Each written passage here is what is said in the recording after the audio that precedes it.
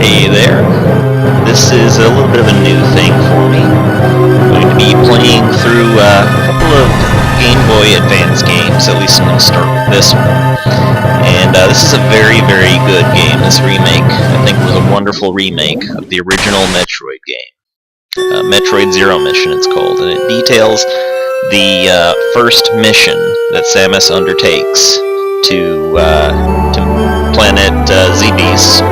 That's what I call it, ZBs, to eradicate the pirate threat and kill the Metroids off. So I'm just going to go ahead and erase this game file here. That's how I roll. Ready to lose my save files at the drop of a hat. And it's a retelling of the original game, basically. It's got a little bit of extra stuff on it. And I just think they did really, really well with it. I love the way that they put this game across. I honestly, personally, would love to see Metroid 2 redone in a similar fashion, because I think that's a story worth telling. And there's kind of a fan thing that's being done, a fan deal that's being done, wherein they are remaking the game as sort of a non-official effort. And I haven't played through too much of that, but from what I have, it's hard. This is where it technically all begins. Alright. Now, this kind of plays similarly in fashion to the style of Super Metroid, which I think really it changed the game. Super Metroid is truly one of my favorite games of all time. It really is. Just great action, adventure, side-scrolling, wonderful, wonderful pacing. It's just, they did a great job of it. The tone is perfect, and you've just got so much room to maneuver. Now, this game doesn't have as much of the room, unfortunately, to maneuver, but, you know, because of the limitations of the Game Boy Advance, but they added some nice mechanics like this, the Chozo statues that give you some guidance and tell you where to go. So yeah, I really enjoy this game, and I hope that you're going to enjoy watching me play it. So let's go on. I'm not going to have a hell of a lot to say, because honestly, it really is just side-scrolling action-adventure. And yeah, we'll hit the save spots there. There's probably going to be maybe 4 episodes, 5 at the tops, because I play pretty voraciously, and I don't try to be too thorough about things. I just like to go and grab. I'm playing this game on Visual Boy Advance M, which is a Game Boy Advance emulator for Windows, and I've got the M version because it just plays much more smoothly. I actually had, a while ago, up until I started learning how to use Open Broadcaster, I had a setup where I just did the recording through the game itself. The game does have a recording mechanic, but the files just ended up being large and in charge, and I didn't even know how to record voice at the time, so I think that this is going to be a much different sort of playthrough than the last time. I'm going to be able to communicate a bit more of what's going on and what I'm thinking. Alright, long beat. Excellent. It's an optional item. You can win the game without it, but why would you want to when you just get so much more range out of it? It's a good thing to get. Excuse me. Alright, let's do this. Not a whole lot to explain about the mechanics. I am using a PlayStation controller, just the old PS1 controller, and it's kind of hooked up through an adapter to my USB on my computer. Yeah, here's the boss room. Not boss room, but the boss gate room where you can't go on unless you've beaten Kraid and Ridley. Oops, a little bit of acid bath there.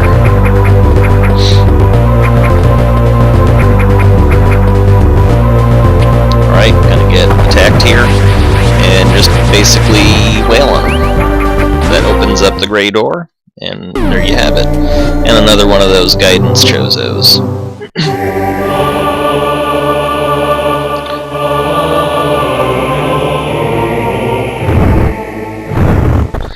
Awesome. Not going for a speed run either. This is just a leisurely playthrough of my enjoyed game, and I'm not worried about taking too much damage.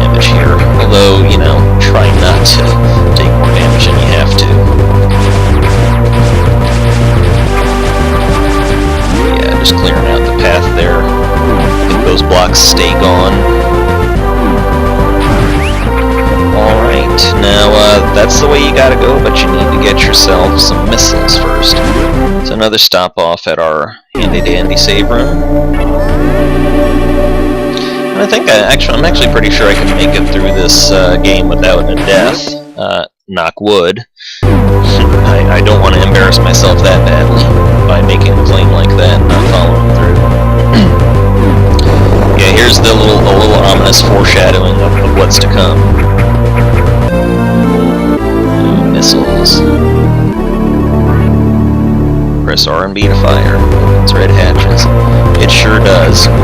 There you go. Alright, this guy you gotta be careful with, because 3 tags and he's dead, but if you miss a tag, then it's going to, he's going to escape, and you have to face him later on. So you gotta get him the first 3 times unless you want to see this guy again. There you go. And he drops another optional, you do not have to get it item, but it's pretty worthwhile, the charge beam. And the charge beam, it's just hold B to charge and release to fire. And the charge attack is kind of an unspoken hero, because that right there is not as useful, but this right here is pretty damn useful. You charge up and flip, it's basically like a half-power screw attack. You can take out, little enemies like that without even having to worry about it, without even flinching, so it's a really good way to get through. I thought I had the grip for a second there. Alright, I'm not going to bother with getting the save point here. This shit right here is annoying, and there is actually a way to deal with this that some people tend to miss.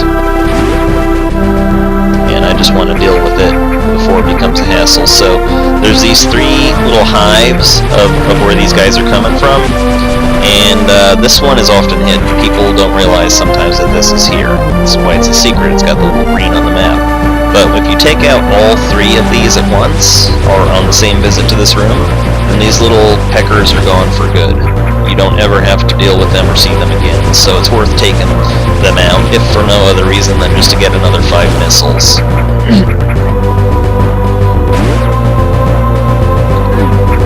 Alright. Keep going. This is where the big worm guy will fight you again if you don't kill him the first time, so you'll have plenty of chances to get him. Energy tank, yay. You'll have plenty of chances to get the big worm face guy if you do miss him the first time, but try not to miss him the first time. Just, try to get those 3 pegs, stay in a ball on the ground. Just watch what I did to do that. With the keeping true to the style that I like to keep, the mechanics and all that, I choose the most efficient route that I can to get through this game. So a lot of the things you see me doing are going to be things that I would recommend other people do. Not everything, but if something gives you a hard time, or if you see something that helps you make it a little bit easier on yourself, please, by all means. If you don't like the way I play, then play your own way. Nothing wrong with that.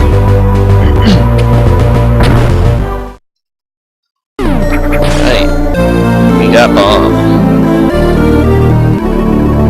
One of the staples of everything. There has not been a Metroid game without a bomb. And of course the bombs, as well as opening up little passageways, give you a little bit of a jump mechanic there. And bomb jumping is one of the tried and true pastimes of this game. I personally have found ways to avoid having to bomb jump, but that's just by way of mad skills, for lack of a better word. But it's one of those things you can engage in, and these little guys, they will drain your life if they latch onto you. But you have to kill them in order to open up this door, so just let a bunch get on you and pop the bomb on them. Okay. Actually, let me go ahead and go back, because I believe there's something that I was supposed to hit around here. No, actually, it's further on, sorry. Alright, drop down, and I think, yeah, here's a map. We got a map of the overall Brinstar area. It's pretty cool. You'll be going more of these places later. Or I'll be going over these places later.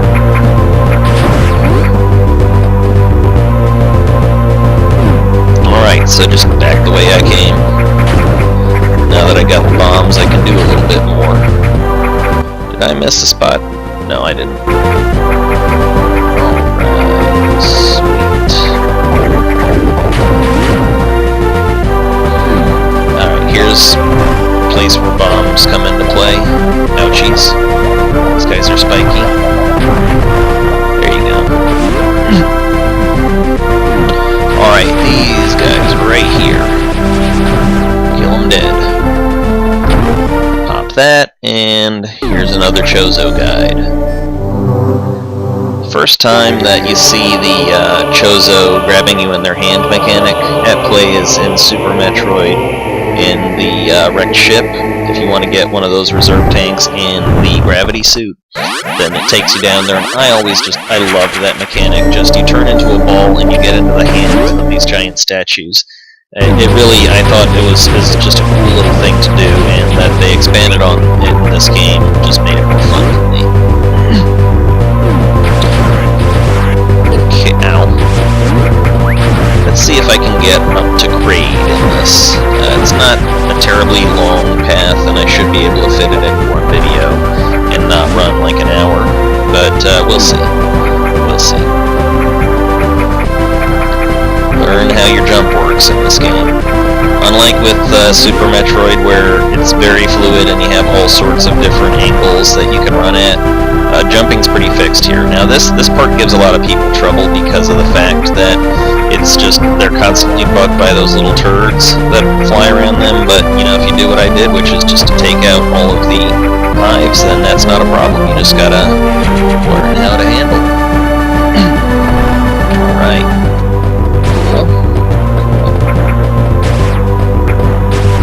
Try to get some extra where you can. I don't go for an especially low percentage completion. I just try to take it easy. I'm not a speedrunner. Not a percentage taker or making it hard on myself kind of guy. I just play the game the way I want to play. Alright, skippity-doo-dah. The charge jump can be useful here. As you can see. It's cheap insurance against these guys.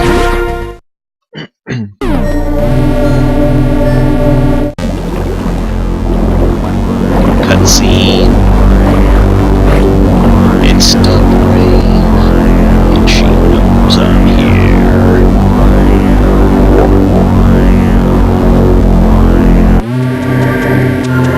I never played Other M, so I don't have an opinion that I can put onto it.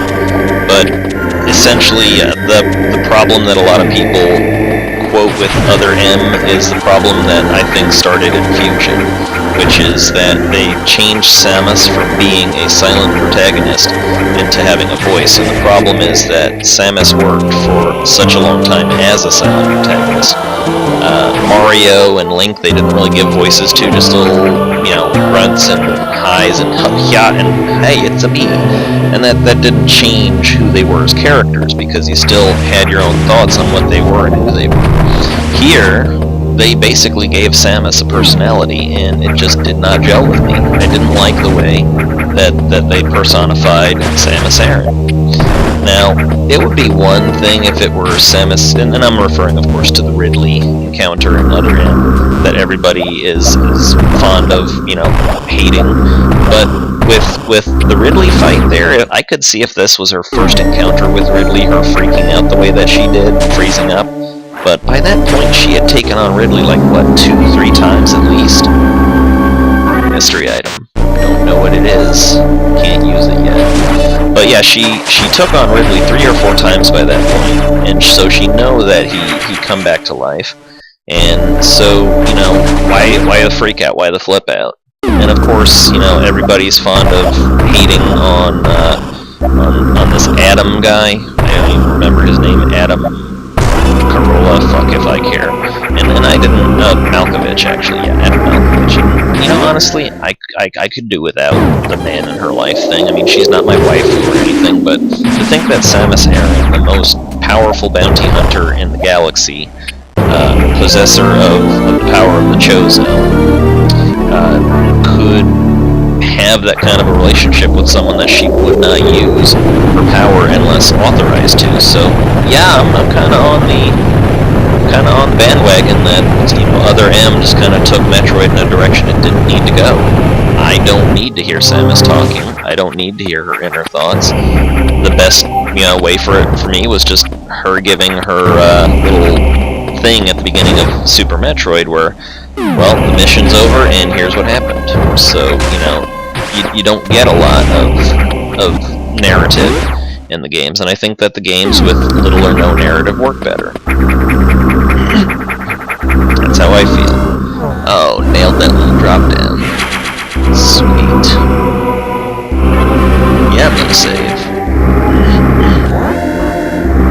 That's cool. I always like that you can go back to the ship in these games. And yeah, the power grip, as you can see, just lets me hang off the edge and jump up. It's pretty nifty.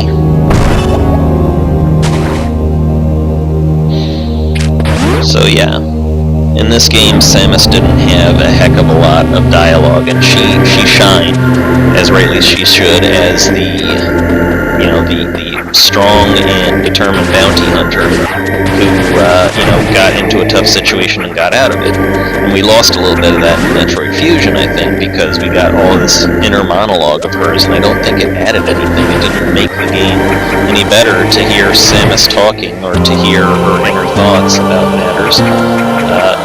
I liked to just see Samus do. You know, Samus took control of the situation. I like her as a strong, silent protagonist. She works great in the Master Chief role.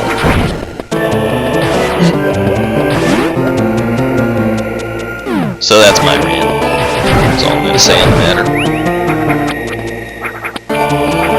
Alright, just wending your way back up. You're going to want to stop off for the ice beam.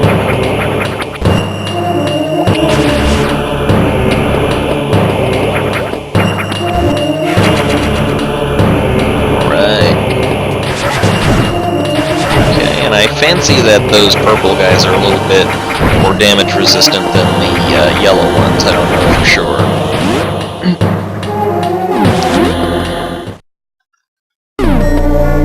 Save up.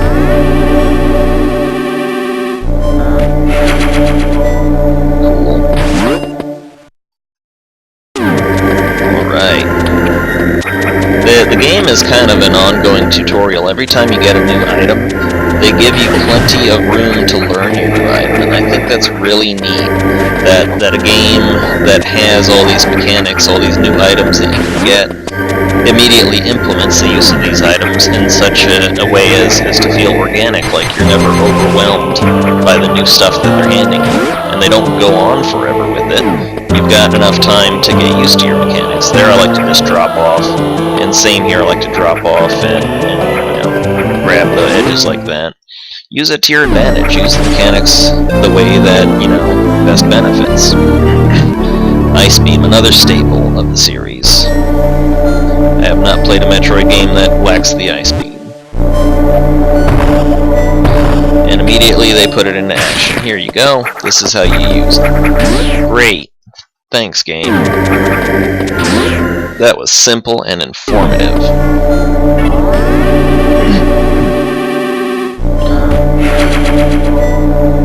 Okay, cool. I'm wondering if I should cut it at certain mini-bosses. Yeah, it might be a good thing to do that. Just forgetting the game mechanics there for a second. Guide me, Master. Okay, now they want me to head back to Brinstar and go for Kraid. That is what they are telling me right here. And as if they could not be any more obvious, bam, boss room right there. You know what you're getting into. I have no idea how this is even going to look. Obviously 720p is a foregone conclusion on a game that was designed to work on a little, like, 4-inch screen. Heck, not even 4-inch, 2 or 3-inch screen. But, it's still, hopefully I can get a good enough size and quality, as well as the quality of the picture. So don't miss this little secret there. Just extra missiles, worth having. Awesome. Alright. Alright, so yeah. Now I think this room right here, yeah, don't go in here. It's hot. You don't have Varia suit. Okay, just working my way down. And this game does a lot of backtracking, I will say that. It's, there's a very small amount of actual game area in comparison with the amount of ground that you covered, so you're constantly coming back and forth. And, essentially a new term got coined when Symphony of the Night Castlevania came out, which I might play that too, come to think of it. I've got all sorts of power now that I've got the screen caps. Yes, but yeah, Symphony of the Night played off of the Super Metroid way of doing things, and that's how the term Metroidvania got coined. It's Metroid, but played in a Castlevania game. Considering the very close ties that God, I forget the name of the makers of Castlevania. It's not Capcom, I know that, but the makers of Castlevania were obviously tied very much in with Nintendo. Konami, that's who it is. God, what's wrong with me? So yeah, the heavy tie-in that Konami had with Nintendo and the way that these games were designed, that they just took the inspiration from Super Metroid to do the Metroidvania setup. So I think some of the best Castlevania games came from the Metroidvania styling, which again, it's set a new precedent, new way of doing the tried and true. Get an item and get more stuff opened up for you. And Metroid was, I think, one of the first games, at least the big first popular game to do that. You get an item, it gives you more capabilities. But, the Super Metroid just kind of perfected it. I talked that game up and it deserves it. Alright, so I'm just going to go ahead and head on down. I don't need to go for the Varia suit yet, though I very well could. But I'm probably going to just go ahead and skip it for right now. I don't need that extra bit of protection.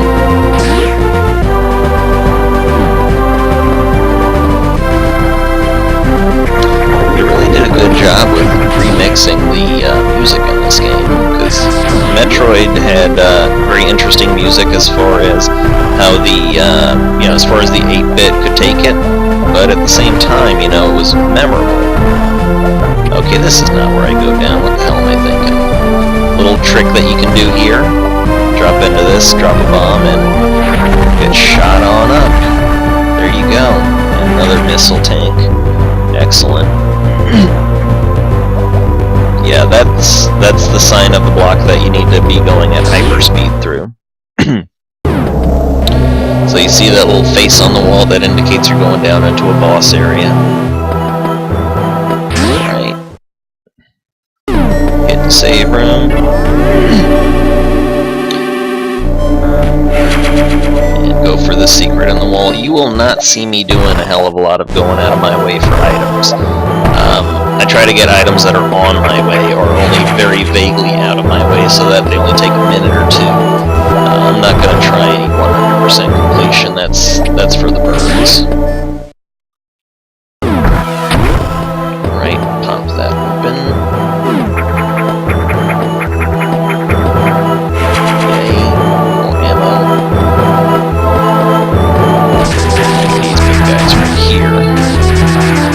Taken out without too much trouble. Just spam the hell out of the shoot button. By the way, little enemies that come out of pipes, they will not spawn if you just leave their items hanging. So, good thing to take note of. Right here we see some more of that bomb shift mechanic. That was pretty cool right there. I like how that played out. Alright. And yeah, that took a second or two out of my way, but no big deal. Yeah, it knocks those guys off their little perches. So just gotta watch where you going. Suck. Go up, go up, go up. Yeah. No, you don't pop that open. That's not good.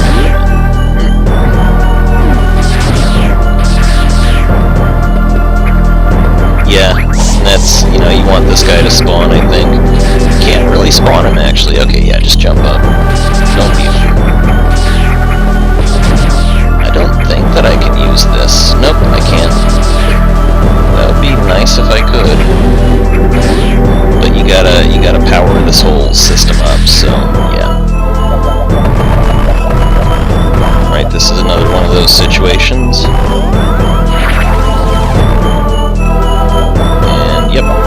You wanna try and kinda hit the little bomb spot there on your way up or your way down. Alright, another bomb power mechanic here. Hit the switch and there you go. Lovely. Energy tank.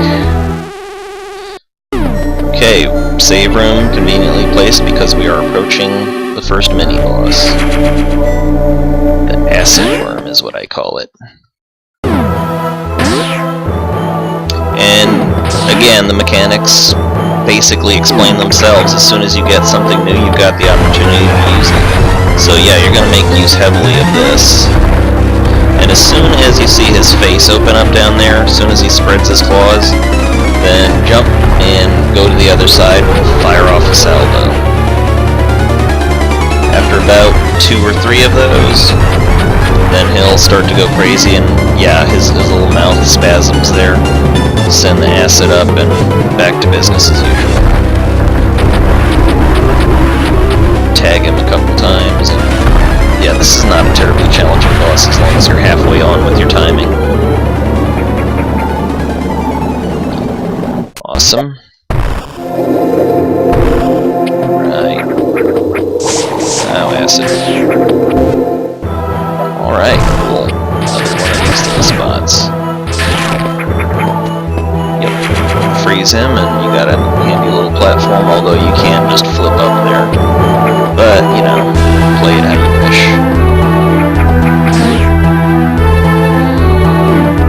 And yeah, just head back on out.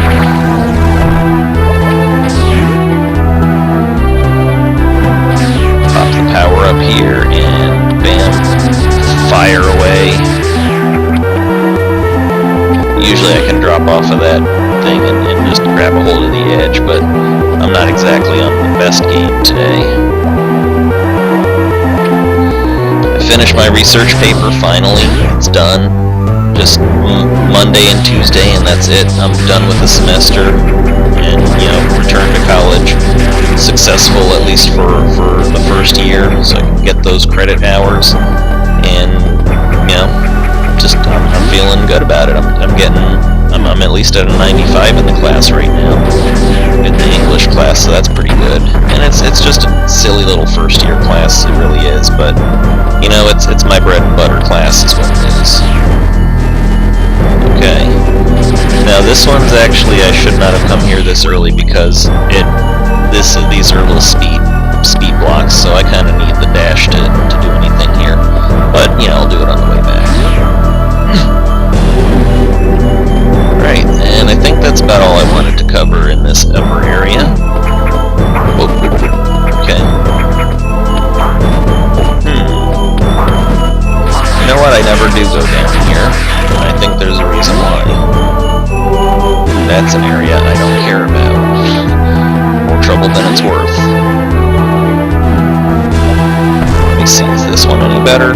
Oh, no, it's not. Okay, I guess I do gotta go that way. And how the hell do I not remember it? Triangle jump for the win. Yeah, the wall jump is your friend. Let's take a look at the map. Am I missing anything? Yeah, I think I should have gone in that upper door, okay. Because that other area did not look familiar to my sensibilities. And this place is a little bit of a maze. You can't get lost and trying to get all the good stuff. Again, I don't bother. I like to get in the bomb shape and just hop up into that. Takes me past these things, so you could blast your way through if you didn't get into the ball. But you gotta be quick on the draw. This right here, illusory acid. OMG. Ow. Is there something around here? I'm pretty sure there's some around here. No, nothing around here. It's just a pointless hallway. This, however, is not a pointless hallway. What's over here? Anything over here?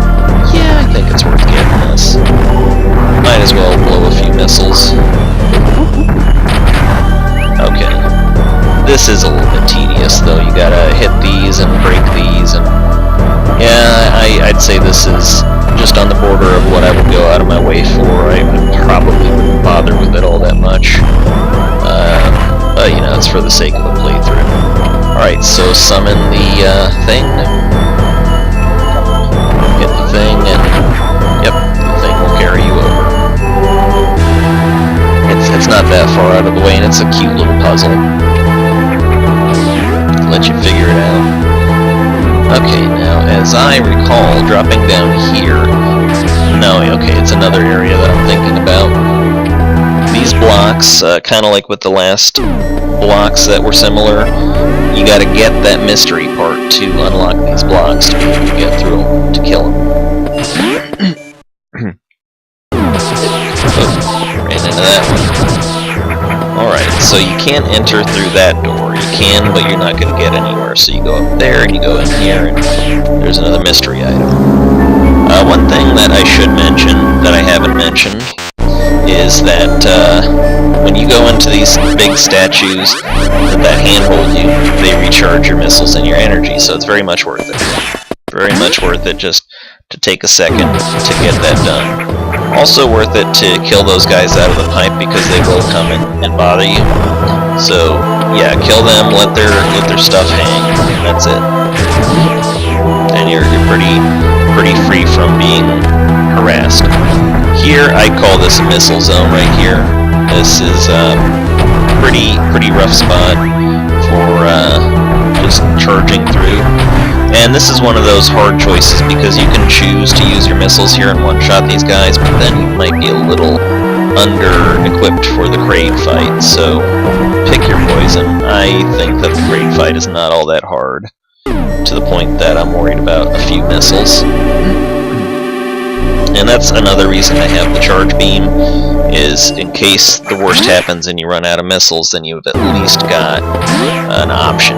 You've got an option for hurting the boss. Now these red guys are a little different. The red googly eye guys are different in that when you shoot them, their eyes pop out. So here's where I was talking about. You go down here and you drop down and you just want to be firing madly so you can catch that wall.